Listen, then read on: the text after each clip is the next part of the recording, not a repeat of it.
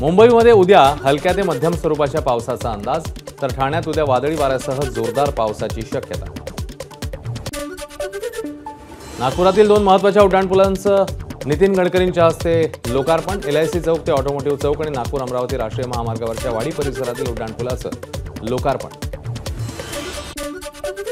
सिडकोच्या स्वप्नपूर्ती व्हॅली शिल्प आणि वास्तुविहार सेलिब्रेशन गृहसंकुलाच्या गृहनिर्माण योजनेअंतर्गत ऑनलाईन अर्ज करण्यास 25 ऑक्टोबरपर्यंत मुदतवाढ। योजनेमध्ये अतिरिक्त 190 सदनिका उपलब्ध। पुण्यातील खासदार सुप्रिया सुळेंना वाहतूक कोंडीचा फटका। ताफा सोडून कार्यकर्त्यांच्या दुचाकीवरून सुळेंचा प्रवास। वाहतूक कोंडीवर काहीतरी मार्ग काढा, सुळेंची प्रशासनाला मागणी।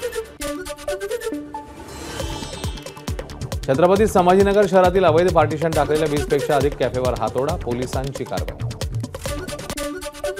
नाशिकमध्ये भर रस्त्यात सहाय्यक पोलीस उपनिरीक्षकावर चाकूने हल्ला, भास्कर सोनवणे जखमी। पंचवटी पोलीस ठाण्यात तक्रार दाखल, अधिकचा तपास सुरू।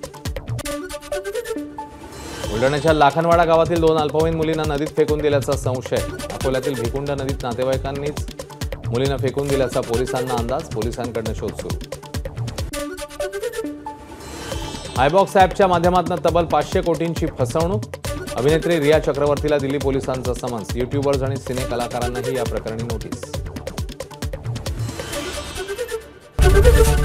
एबीपी माझा, उघडा डोळे बघा नीट।